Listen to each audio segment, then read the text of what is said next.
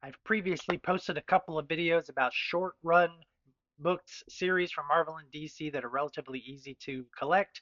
Today I'm going to up the stakes a little bit and talk about some longer series that are still inexpensive but a little more challenging just because there are more books. Hey everyone, it's Kevin. Welcome back to Doc's Comics. As I said, a couple of videos I've done previously of smaller runs, 10, 15 issues or less, that are relatively easy to collect and won't break the bank. I'm going to up the stakes and talk about 5 series that are much bigger, anywhere from 60 to 100 plus issues that are still relatively inexpensive, but are just more challenging because simply there are more books to buy, and so it's probably going to take a longer period of time for you to find all of them. And we'll jump right into this. The first series that I'm going to mention is Marvel Team Up. Marvel Team Up is a fun series, and this is a series that is near and dear to my heart. I grew up loving Marvel Team Up, and as a kid, it was exciting to see Spider-Man team up with all sorts of different guest stars from month to month. So it's a series that is a lot of fun, and a lot of them are just one shots too. You don't have to worry about multi-part stories. Marvel Team Up lasted for 150 issues. The first issue was published in March of 1972 and went all the way to 150, and the series ended in February of 1985. This is probably the most challenging of the 5 that I'm going to give you, just because there's 10 or so books that are what one would qualify as at least minor keys, if not medium-sized keys, that can cost a little bit more money. And one fun thing about Marvel Team Up is that all of the issues, with the exception of just a few, featured Spider-Man as the predominant character, plus one or more guest stars. Fun fact, just the ones that aren't, it's 18, 23, 26, 29, 32, 35, 97, 104, 105, and 137. Most of them are Human Torch or the Hulk, or thereabouts. And as I said, it is the most challenging on this list. A few of the keys that are worth mentioning that might cost you a little more than kind of standard $3 to $5 to $10 books. I already mentioned issue number 1.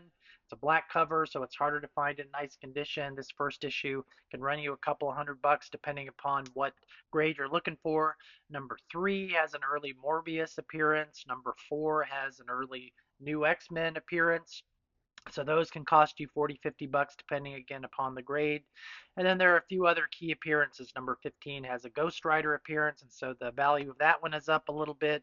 65 is the first American appearance of Captain Britain, and that one has seen a rise in value and a rise in demand in recent years. Number 95 is the first appearance of Mockingbird, even though the value of that one has dropped precipitously over the last few years since COVID. A nice copy of that's still going to cost you about $40 or so. And then, of course, there's issue 141, which is one of those notorious early black costume appearances. Arguably, this one came out the same exact month as Spider-Man 252, so it's considered to be kind of the co-first appearance of the black costume. As I told you, this is a very fun title. I loved it as a kid due to the merry-go-round of guest stars, and I think even as an adult you'll enjoy this as well if you haven't delved into it. And you can get almost all of the other books besides the ones that I mentioned for not a whole lot of money. In fact, after number 20 or so, most of them you probably can find for $5 or less. So a relatively challenge, kind of a mid-sized challenge, I think, for you, but it is a longer run series that you can finish. The second larger yet still inexpensive series that I want to tell you about is arguably the sister series to Marvel Team Up, and that's, of course, Marvel 2-in-1, where Marvel Team Up featured Spider-Man in most issues. Marvel 2-in-1 featured The Thing, and this is the first issue here. Marvel 2-in-1 ran for 100 issues. Issue 1 came out in January of 1974, and the final issue, number 100, the series concluded in June of 1983. This one is much less challenging than Marvel Team Up, and in fact, you could make the argument that there really aren't any keys in this series at all. So every issue, other than maybe the first one, you should get relatively inexpensively. Number one, you can get a nice grade copy for 50 bucks, maybe a little more if you want a seriously nice one. But some of the more interesting keys in Marvel 2 in 1, I suppose. Number 8 is an early Ghost Rider appearance. That one can run you 20 bucks. Number 30 is the second appearance of Spider Woman, which also will run you $20, give or take. And then you could make the argument that the second most expensive book in the Marvel 2 in 1 run is actually an annual. It's annual number 2, that is one of the two-part series done by Jim Starlin featuring Thanos that crosses over with Avengers Annual number 7. And that book has dropped a lot in the last few years, and you can probably find a really nice copy of Annual number 2 for $50 or less. So a much less challenging series than Marvel Team Up is Marvel 2 in 1. Equally fun, lots of one shots, so you don't have to worry about continuity too much, and a myriad of different guest stars makes every issue of this fresh, and you're going to get this kind of standard 70s Marvel Comics fun in these. So Marvel 2 in 1 is another one that's pretty easy to get.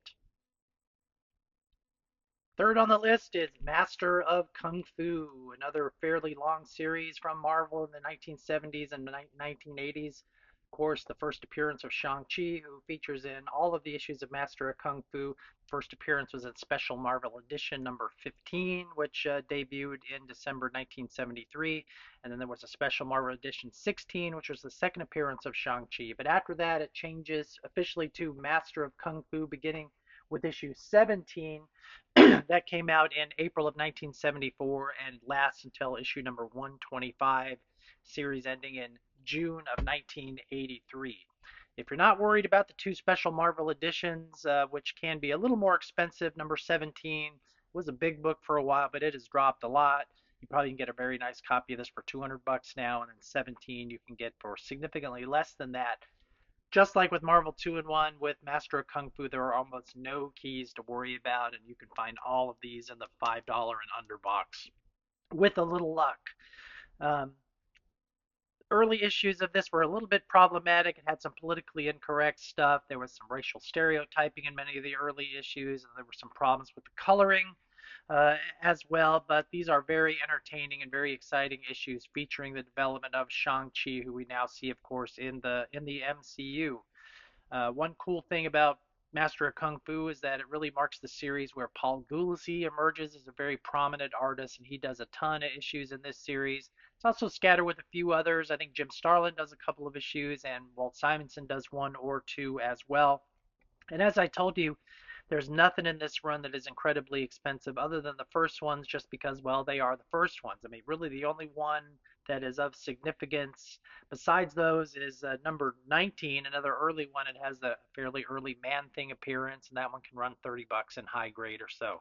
So this is another series that's over 100 issues that I think you can pick up relatively inexpensive. It just takes a little time and a little patience to find all these books in the back issue bins or on eBay or wherever else you're looking, but it is one that is doable just like the first two.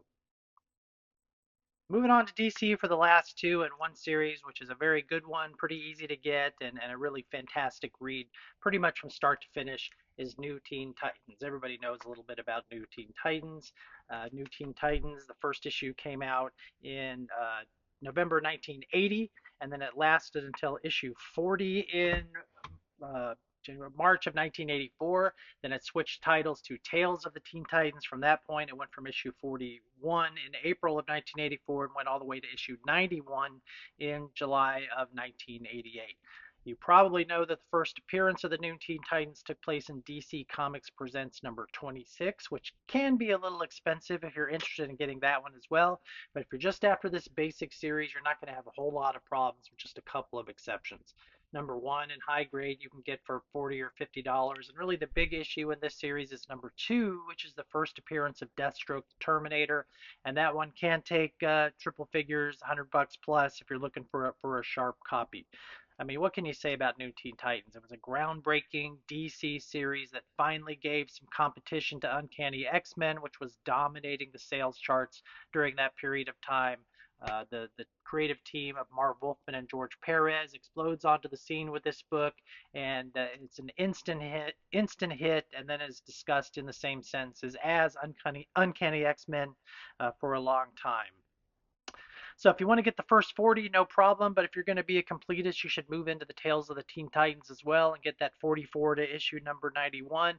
And honestly, the only issue in the Tales of the Teen Titans run that is going to be more than standard dollar box material is issue number 44, which of course is the first appearance of Dick Grayson as Nightwing. And that one, prices vary wildly on that one, but you're going to spend 50, 60, $100 again, depending upon what kind of condition. But virtually every other issue of Tales of the Teen Titans is going to be $5 or less.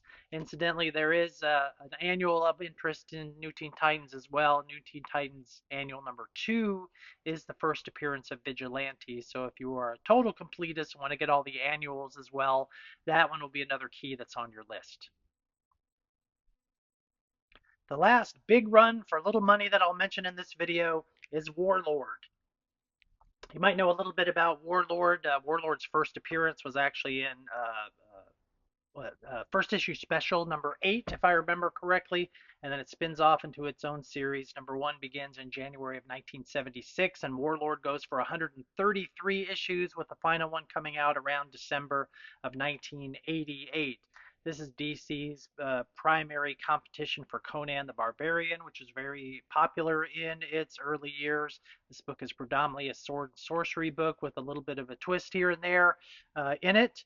I don't have a lot of these, to be perfectly honest. It's a series that I'm working on, but I haven't had a whole lot of difficulty because they are relatively easy to find and relatively cheap. I mean, this series has, as far as I can tell, no real keys whatsoever other than first issues that are keys just because they are first issues. The first issue is going to run you, I don't know, $40. And if you want the first issue special number 8, the actual first appearance of Warlord, that's going to be another $40 or $50 book. But they're every other issue all the way to the end, 133, assuming that you can find them. Some of those later ones can be fairly scarce. Should be able to get them all for $5 or less without any problem whatsoever. And one of the big features, of course, of Warlord is the amazing art by Mike Grell, well known for his stuff on Green Lantern and Green Arrow, and he did some James Bond stuff as well. But this is a series that he is predominantly known for as well. And in fact, Mike Grell, I think, did all of he penciled and inked almost all of the first 50 issues. He penciled the first 50 for sure, and I don't think he inked all of them, but he did ink a lot of them. If you're a Mike Grell fan like I am, and I got this first issue signed by Mike Grell when I saw him at a convention not too long ago, you were going to have a lot of fun. If you like Conan, if you like Mike Grell, without a doubt, you were going to like Warlord. So that's a quick one today. I hope your collecting quests go well. And if either any of these 5 books are on your list, or you're completed them, or you're working on them, let me know. Leave a comment. Tell me how your search is going. I certainly would do another video or two like this with longer run series that are relatively inexpensive. If you have any suggestions, leave a comment there as well. As always, I've enjoyed doing this. I hope you're having as much fun as I am. Comment, like, subscribe, all that stuff. We will see you on the next video. Thanks so much.